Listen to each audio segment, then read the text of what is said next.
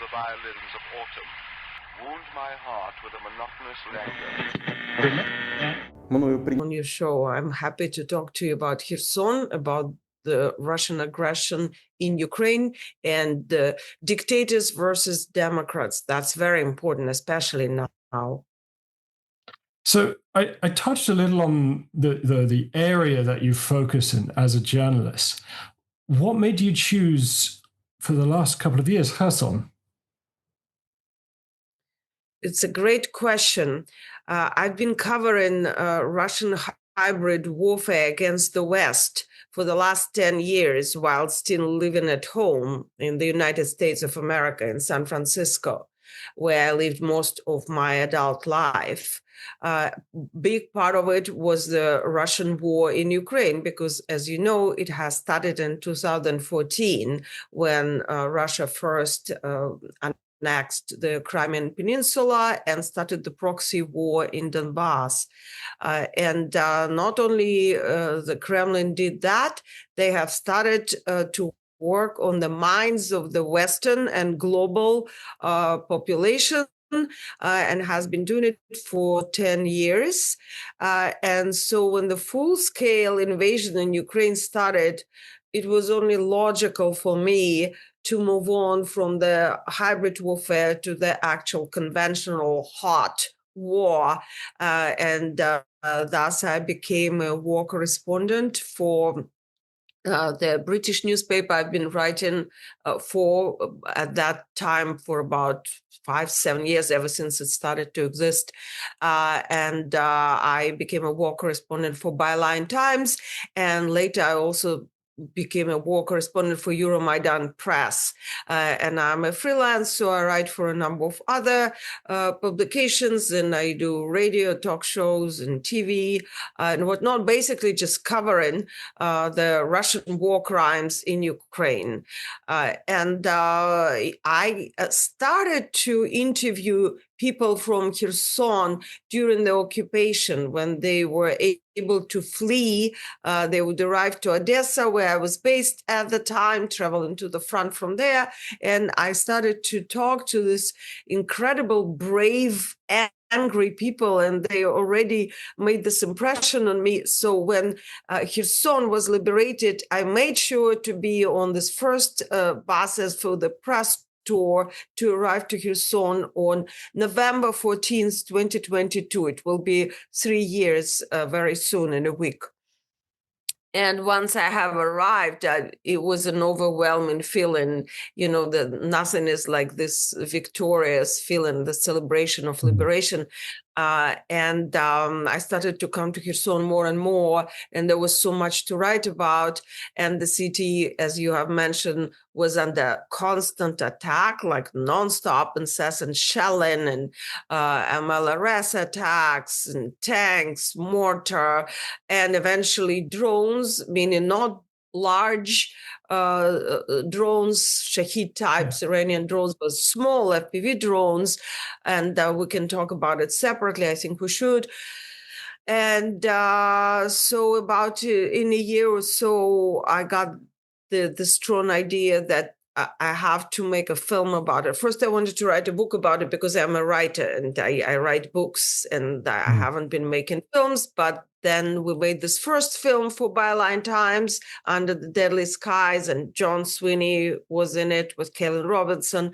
And so that happened that in September 2023, I moved to Kherson. And from then on, I never really left. And there's so much to cover that I'm still here, and I actually don't feel like leaving now. You touched on it very briefly, and we do need to go into more detail about the subject, perhaps in another episode. But you've described it, and it's been described as the human safari, the use of these small FPV drones to hunt civilians in Kherson. And I wonder, how do people live under such circumstances? Because there's something deeply personal about an FPV drone attack. There's a chap sitting there looking exactly at what he's seeing and thinking, fuck you in particular? Yeah, How do people go about life? just keep going. Like today, for instance, we were filming. I'm working on the second film now. I made the first documentary, and now it's a trilogy. So I'm working on the second one now. And today, our director of photography was under shelling on the way to the site on the where we were filming. So he was delayed. One of the people arriving for the interview couldn't come for a while because the buses wouldn't come because of the drones, and she had to walk. And then on the way back, after we were done and we filmed under shelling, when we were walking back, we had to hide under a tree, and the tree had almost no leaves. So it was a very questionable hiding place because the drone was right above us. We heard it buzzing, and we walk around, some of us, not everybody can afford it, but I have the drone detector, and my director of photography has a drone detector, and it starts beeping, and it can show you the screen and the picture where you see the Russian drone seeing you. So you see yourself as the Russian pilot sees you as the drone, not the pilot, obviously, is approaching to kill you. And when you see this picture, that means that you really are in trouble. The problem is right now with our drone detectors, it's a war of technology, and it's advancing daily, weekly. So it's also called the frequency war, and the frequencies on which the drones are flying are changing all the time. So when you just get the drone detector, it's all very cool, and you see them drones flying at you in the pictures. And then in 2 weeks or 3 weeks, the Russian drones change the frequency on which they fly. So your drone detector cannot detect it anymore. So you just see the silver screen going bzzz, and you hear some beeping. But today we didn't see the picture, although the drone was very close to us. And then on the way back, because from there I went to a market which was hit by a tank, and the residential building there was on fire, and several people were injured. So I came to film it, but I couldn't because they started another shelling. And so when I was on my way back, another drone came above me, and I had to hide. And that pretty much describes your average day in Kherson. So, okay, I mean, I can't imagine life continuing in really any way under such circumstances. Does it? And is that the point of what the Russians are doing? To try to empty the city? Yes, I mean, both questions positive. Yes, life continues. Not only it continues with gusto and with like love of life that Ukrainians are famous for. Say we just had Halloween. So on Halloween day, I was in a bomb shelter filming little kids having a party, Halloween party with your usual Halloween decorations. And of course, Halloween is not the original Ukrainian holiday, but Ukrainians love all kinds of holidays. They celebrate pretty much anything. So a few years ago, they picked up Halloween, and now they have like all the great decorations. Of course, it's really absurd in Kherson, where every day is like Halloween, because it's like one big haunted house. All around you are ruins, and you see frames creaking in the wind, and you see all those things that could qualify as webs, including the anti-drone tunnels, especially when they are torn. That totally looks like a haunted house back home in San Francisco. And so those kids were playing in a basement in a bomb shelter. And then I got another call that the market, a busy market, was hit and a woman was killed there. So I rushed there. I filmed there. You can see all these videos on my social media, on X or YouTube or Facebook, Instagram, whatnot. And after we filmed that, the drone came and it was shot down right above our heads. And then I went to the party for grown-ups, where all the ladies arrived dressed up, brought good food with them, had a little photo session, played a card game, and then I left from there. So life continues there. All kind of events there, lectures. There was like an archaeology history convention, all in the basements. It's all underground. Theater premieres, quite a lot, poetry readings, art exhibits. A new restaurant opened in August while under drone siege. But at the same time, you can see how the living conditions deteriorate from day to day. And the city, you think it can't be any more empty than it is. And it gets more and more empty. Like today, it was deserted, obviously, because every 3 minutes there was an attack. And the United Nations just published the report, which again is going unnoticed. And it's the third report of the United Nations Independent Inquiry Committee on Ukraine, which establishes that the human safari or small-range drone, short-range drone attacks are war crime and also a crime against humanity. And this last report, they showed how both short-range drone attacks and deportations from the occupied areas serve the goal of depopulating of 300 kilometers along the Dnipro River. And there will be more on this report. I've covered that a lot for my newspapers, for some other newspapers, and I'll be talking about it more. Hopefully other publications will cover that as well. So yes, that's the goal, and they are succeeding. Today, several buildings, several private houses, residential high-rises burned down after drones drop incendiary mixtures on top of them. And then they attack the firefighters who arrive on site and burn down or kill the first responders. And as a result, there are many coastal areas by the river where first responders can't go anymore because they will be killed. And so people have to move, they have to leave. The reports, the UN reports, and the reports to the world rely on people like you to go out and, well, do your job, be a journalist.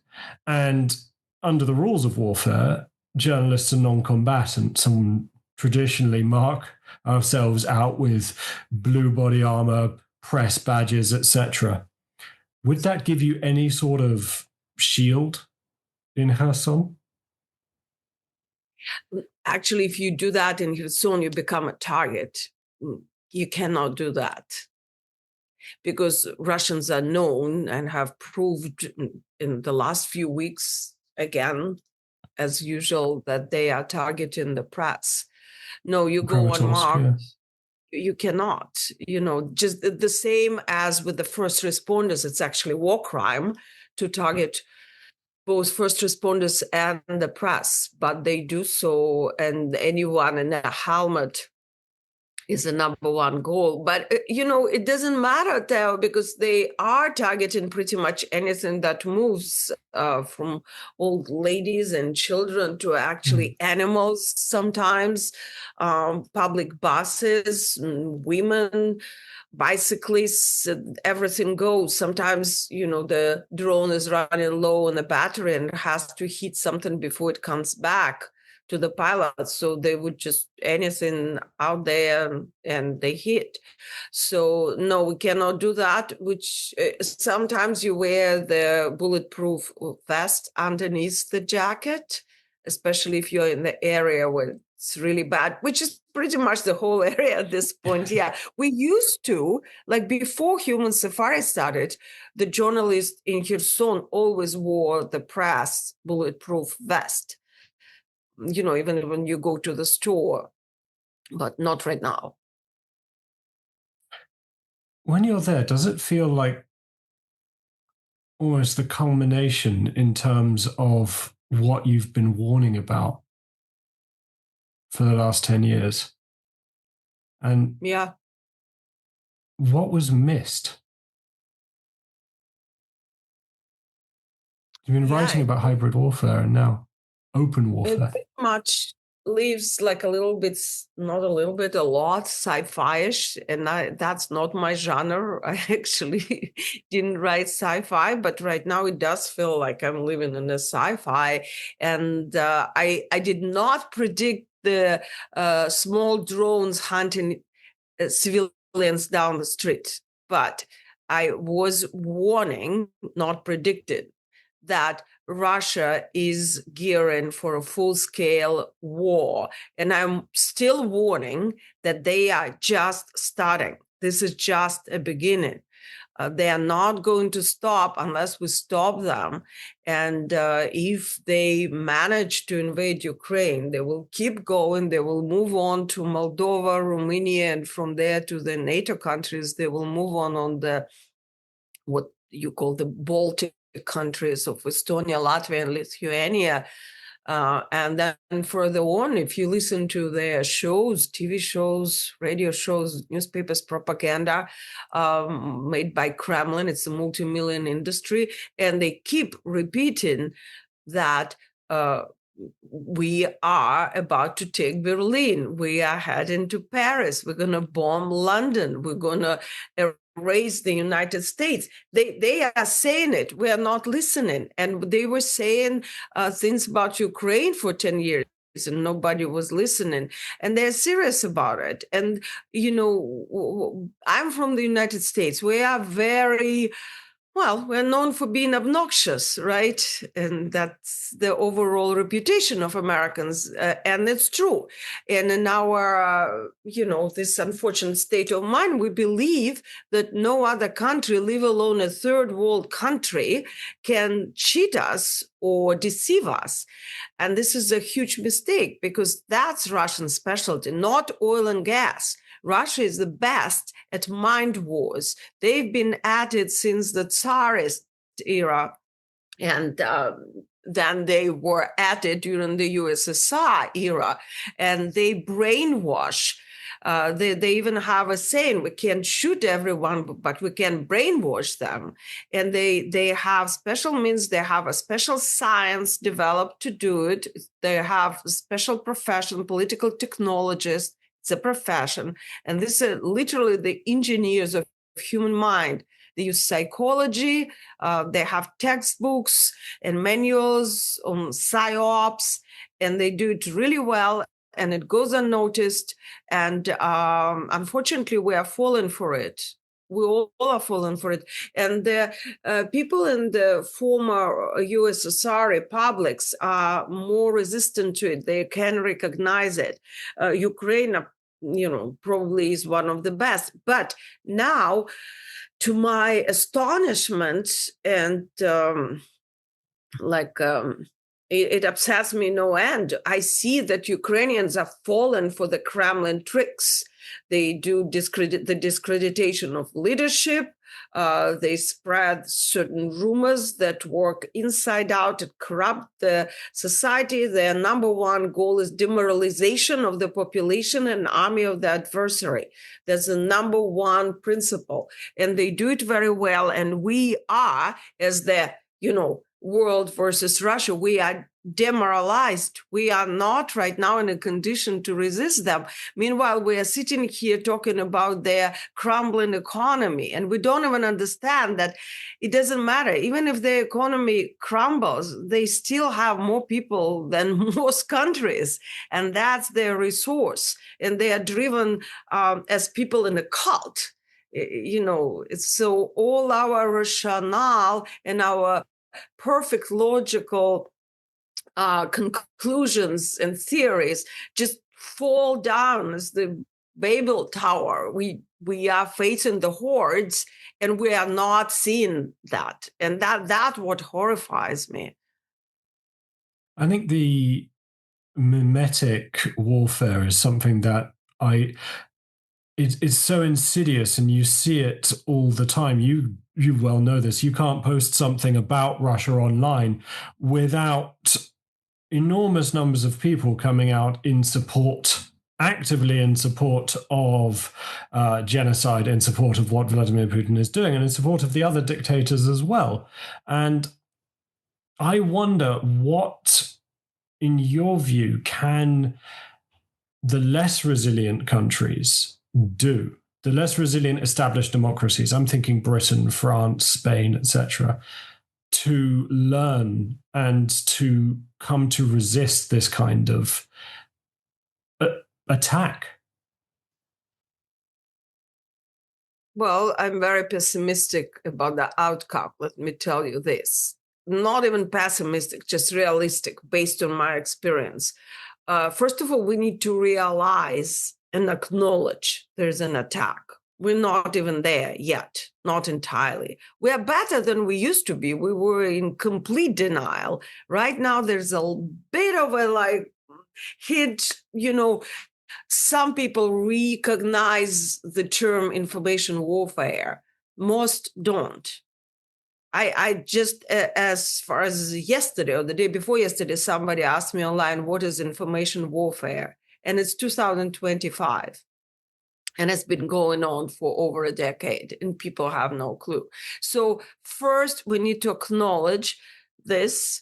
Second, we need to educate people, just, the population, the voters, about it, that what's hybrid war. I actually was asked this question in the beginning of the full-scale invasion on the BBC. I was reporting, and the anchor, I can't remember right now how we got to it. And I said, well, this is a part of the hybrid warfare and information war. And they asked me, what is it? And I started to answer, and they said, oh, we're not interested in that.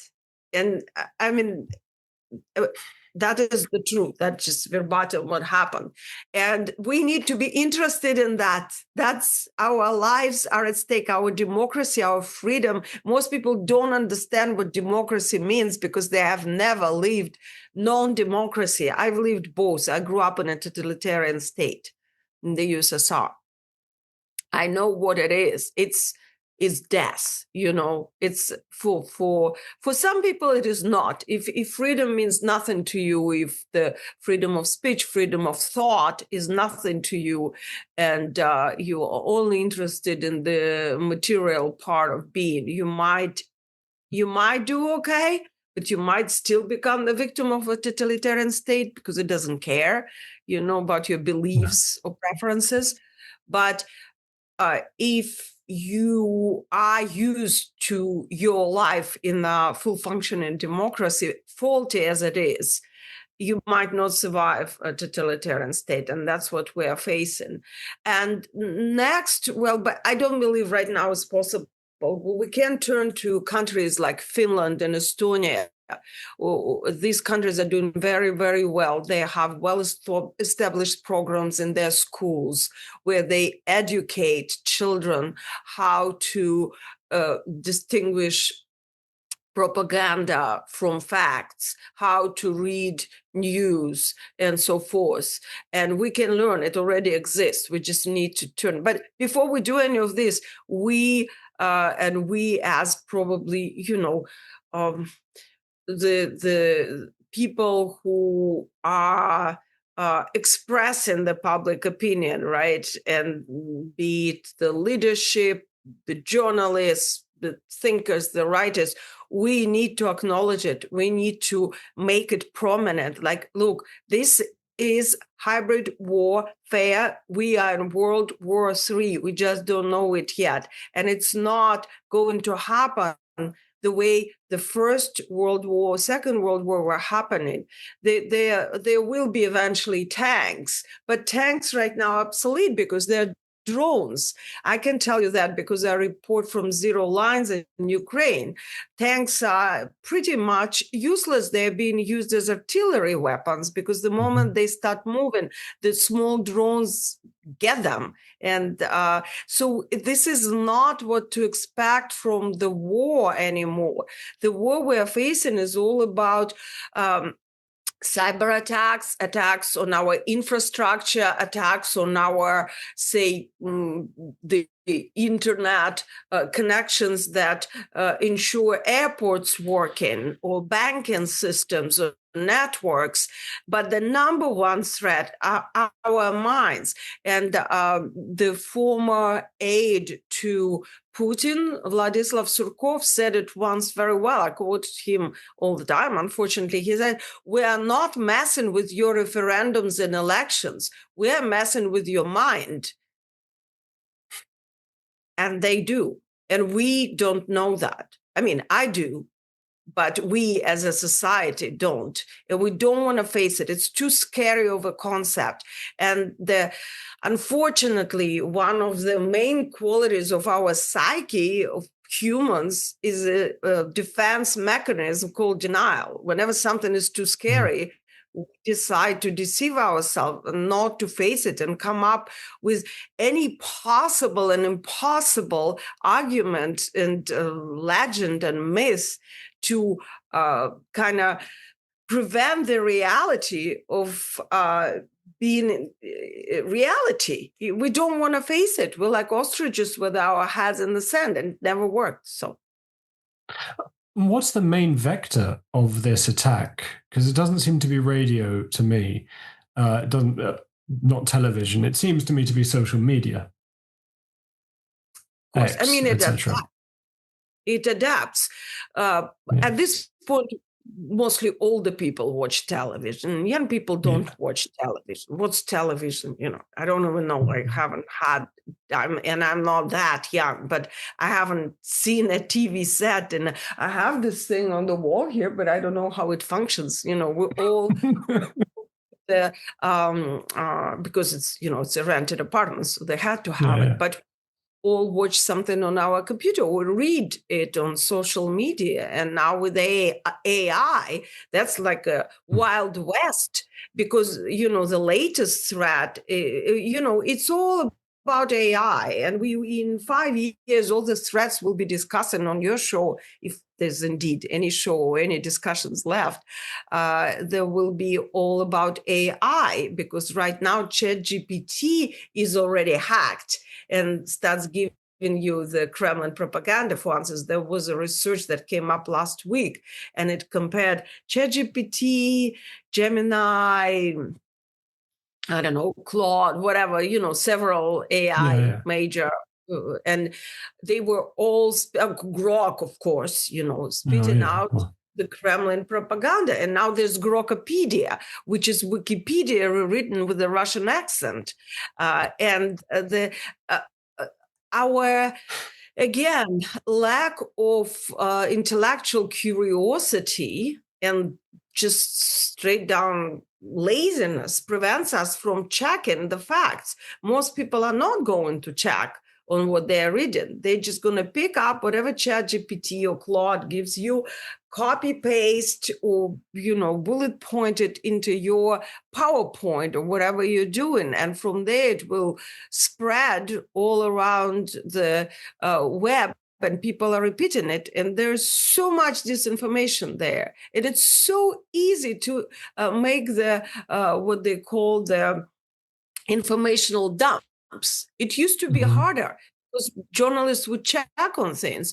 And right now, especially with the AI videos, most people cannot tell the AI video from the actual video, and the journalists still can, but very soon the AI will reach the quality where even we won't be able to tell. And there will be, the truth will be so devalued that it probably will stop to exist. And even now, I can only report what I've seen with my own eyes. That's why I'm running all around Kherson, taking these videos, taking pictures, and showing them to the world, because it's very easy to see that they're actual videos taken by the phone at this point. But soon, somebody will take my video, alter it, and it will say something totally opposite from what I'm saying. I can see it coming. And that's really terrifying. Do you think it's time for the state to take control of these forums, or at least a conglomerate of the democratic states to try to get a handle on social media?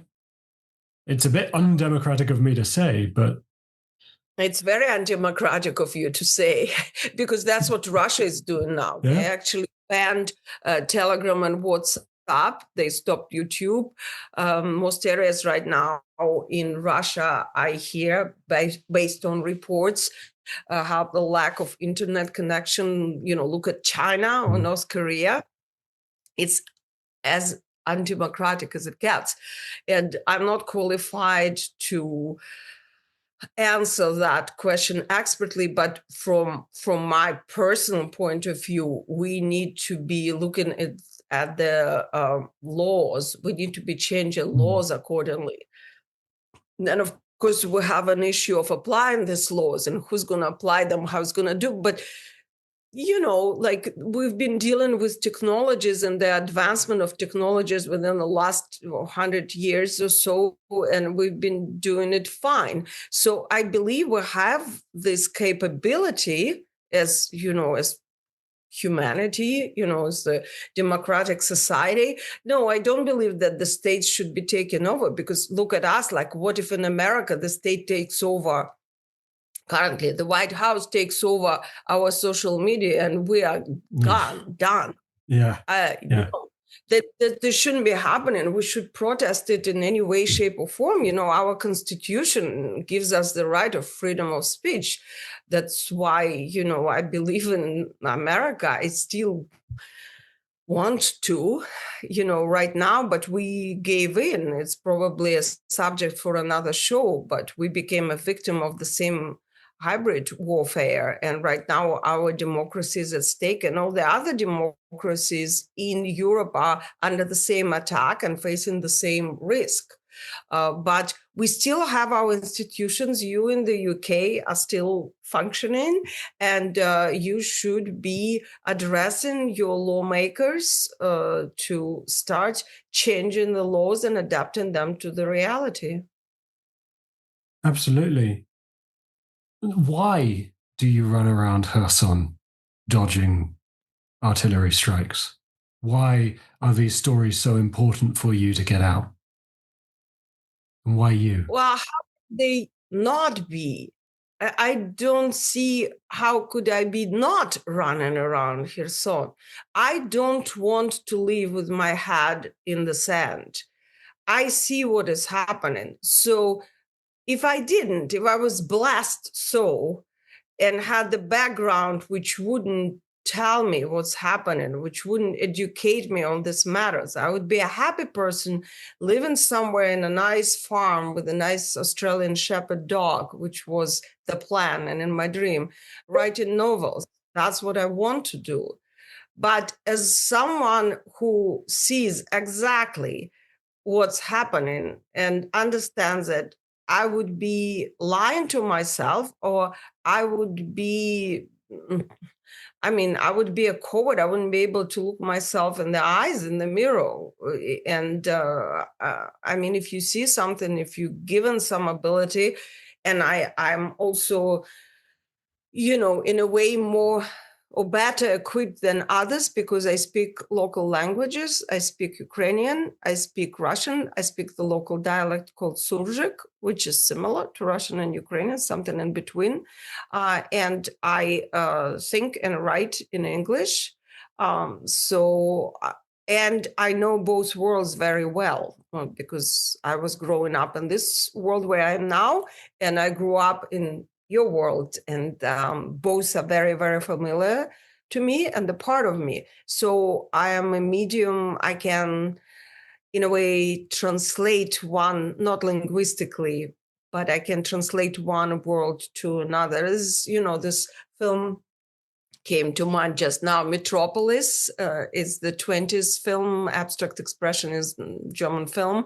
Very good film if you're into silent movies. And there's like somewhat simplistic idea of, the connection between the head and the heart. And then there's a medium that comes across. And I don't think I'm that important. I'm that very medium. But just when there are many of us, and each of one each of us is doing their job in each one in their own city, somebody in Kherson, somebody in Kharkov, somebody in some other country, I don't know, in Sudan right now, there's a massacre going on. If each one of us is serving the purpose, we have some hope. Like you are doing the show, right?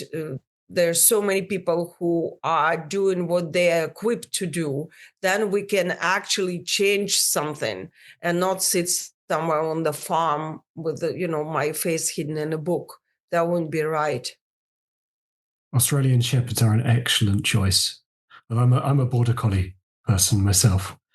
The second best, yeah. The second, yeah. Border collies are lovely, but they will destroy everything you own if you don't give them something to do. I much rather have a border collie Australian Shepherd destroying my house than the Russians. Yes, yeah, absolutely. You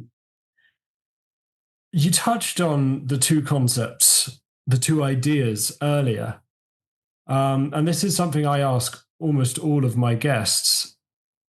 What actually do the ideas of freedom and democracy mean to you? And when I say those words, what images are they conjuring in your mind? Freedom and democracy? Yes. Well, freedom means everything to me. As someone who was born in a place where there was no freedom and actually no democracy, I ran away to a place which had both freedom and democracy. And I've made this choice consciously. And I value it probably more than those who had it all alone, because when you don't have something and then you get it, it's very precious. And I don't want to live without my freedom. I don't want to be in a totalitarian state again, wherever the state might be. As for democracy, it's probably more difficult because it took me a long time to understand it.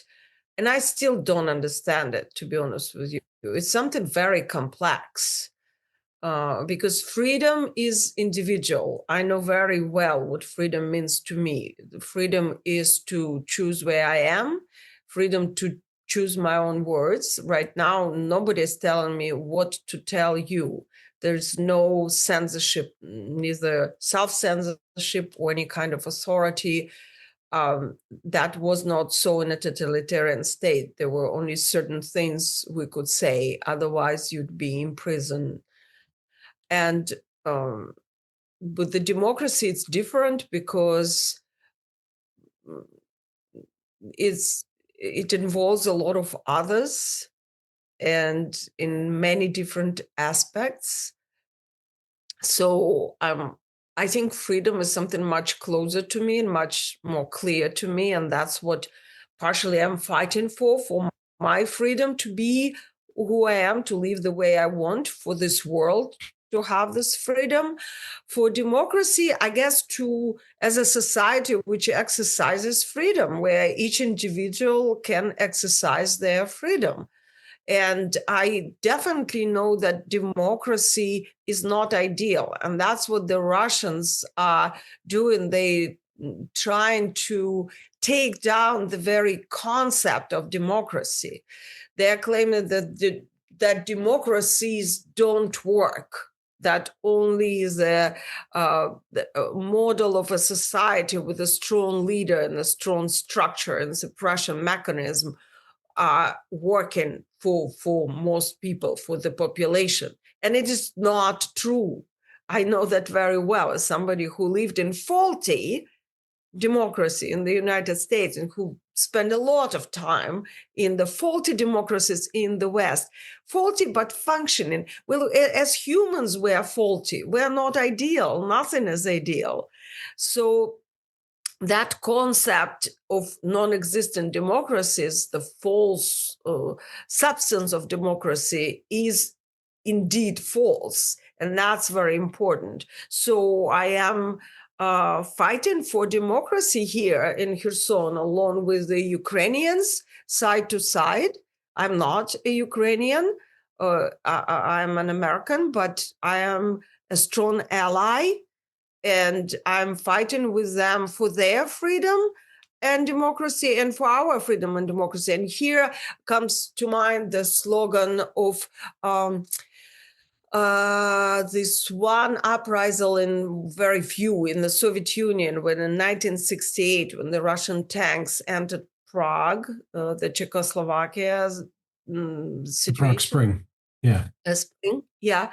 There were about 7, I believe, people who came to the Red Square in Moscow, and they were carrying 2 posters or 3 posters, and one of them said, "For yours and our freedom." And they spent about 5 minutes or 10 minutes there, and they were immediately arrested, and then they were imprisoned, and some were put in the mental asylum and so forth. And actually had the honor of meeting during COVID via Zoom the organizer of this protest, Pavel Litvinov, the one who came up with the slogan, "For you and our freedom." And I think this is ingenious, and this is basically, what moves me too, for you and our freedom. Yeah.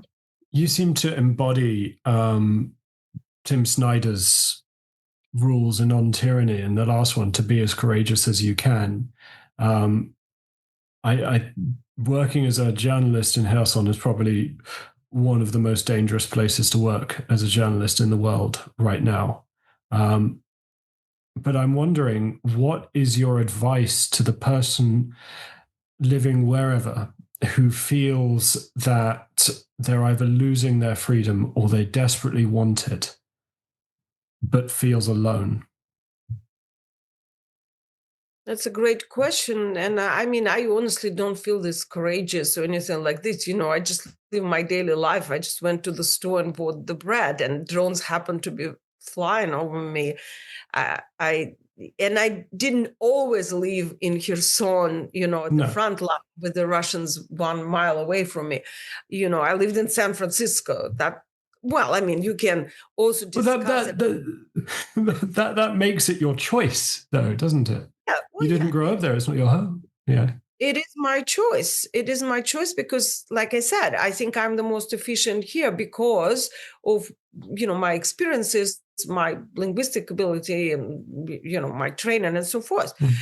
But before that, I had different lifestyle, different obligations, different life situation.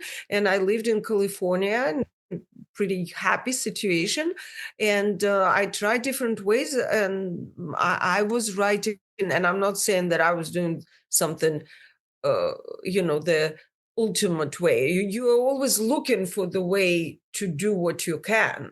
I was writing articles because I'm a writer. I don't know, if you compose in music, you can compose music and move people. That, a lot of revolutions started with music, like in Belgium in 1830. All the best ones. It's very powerful. Or when in 2012, when Pussy Riot were arrested in Russia, and there was a trial, there was this wave around the world with people protesting that. And I was very much moved. There were young women. It kind of, resonated with me. I felt strongly about it, and I wanted to join a protest. And I wrote to the organizers in New York and other cities and asked, well, where is it in San Francisco? And they said, we don't have one. If you want one, you organize one. And I've never been to a protest in my life. I was very apolitical because in the Soviet Union, I didn't believe, as a young person, I didn't believe in any kind of activities, communities. It felt very phony and fake, and I stayed away. I'm very individualistic. I'm a writer. I sit alone in my room and write. I never been to a protest. So the first protest I've been to in my life was the one I organized in front of the Russian consulate. And it just, it wasn't easy, it wasn't straightforward, but you just go ahead and do whatever is that you can. Maybe you organize a small fundraiser for those in need, for the immigrants being arrested next to you. If you are brave, maybe you go and stand in a protest next to ICE station or whatever they're called, right? I don't know, if you are in poor house and you're always at home, maybe you need some socks for the soldiers who are fighting that. There's always something that you can do. And if you don't know, ask the goddamn ChatGPT, what can I do to help the ChatGPT will say, please send all your money to Mr. V. Putin. Well, we're not there yet. Don't do that. But what I'm saying, there is certainly a way in. Every little thing counts. There are many of us. If each one of us does something, instead of sitting on our asses thinking that nothing is possible, that's the Russian way of thinking. That's slavery. I've seen it. I'm disgusted by it. I don't believe in it. I do believe in agency, and that's what Ukraine is about. In Ukraine, every single person believes that they matter. They all are doing something, and that's overwhelming. That's exciting. That's amazing, and that's why I love Ukrainians, and that's why I recommend to everyone. And I've seen it around the world. I've been in England. I've been to Surrey Club, where they collect a lot of goods for Ukraine and do a lot of good. And, somewhere in France, there are volunteers in Denmark who are sending the fishing nets. And in Norway, they collect the used fishing nets and send them over here so Ukrainians can build their anti-drone tunnels, which I forgot to mention are covering a lot of our streets to catch the drones. And the road to Kherson is you're driving through the tunnel. And all these fishing nets, or not all of them, but some of them were collected by volunteers in different countries. So, if you're a fisherman, you can do that. There's so many things you can do. Just look around and do it. I'm reminded of a quote from Cloud Atlas, where one of the characters decides to devote their life to the abolition of slavery in the United States, and his father disapproves and says, your work will amount to nothing but a drop in a vast ocean. And he just responds, well, what is an ocean but a multitude of drops? And I think that sort of sums that up quite nicely, really. And now to bring the tone completely to the opposite. And again, this is a question I ask of all of my interviewees. Do you have a message to send if you were speaking to them directly, to the dictators, the authoritarians, the tyrants of the world?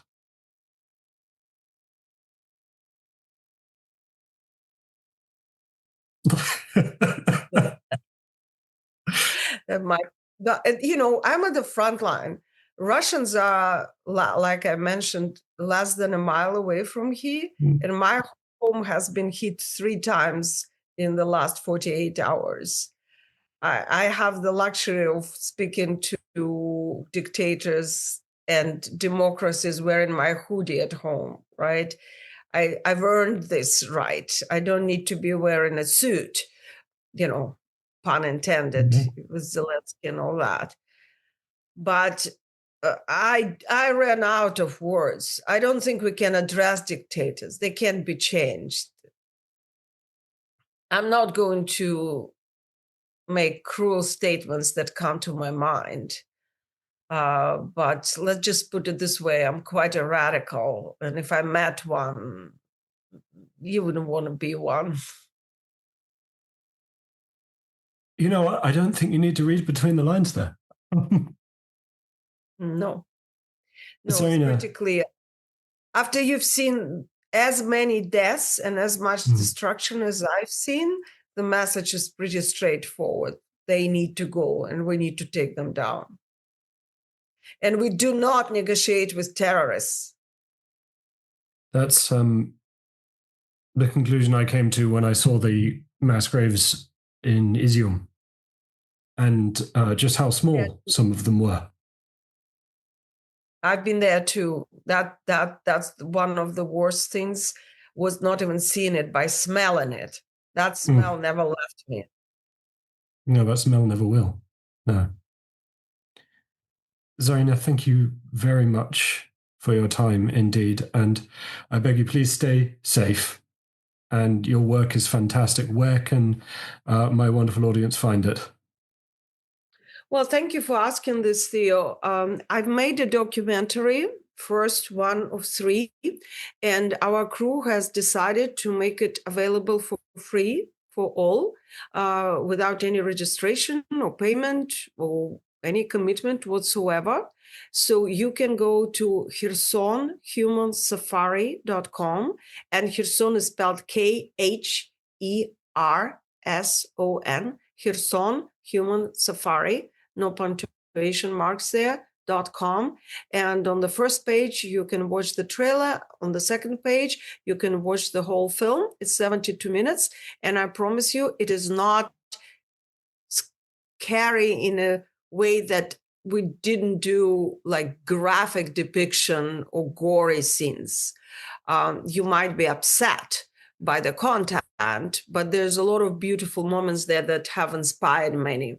And the film has been watched by hundreds of thousands and is going on various platforms and festivals and so forth. If you like it, please share it. Please do know that Kherson is in a much better state, a much worse state, I'm sorry, than it was in June when we finished it. And it's been destroyed by day. If you are not a film type, or if you want something more immediate, I am pretty much on all social media except for TikTok. I'm still on Twitter. I post there all the time. I did go to Blue Sky, but I don't find the format very friendly for the videos, so I don't post the videos there. But you can find them on my YouTube, which is fairly new. I started recently. I just don't have time enough to do all, but now I do Instagram, the same, and Facebook. And I do write for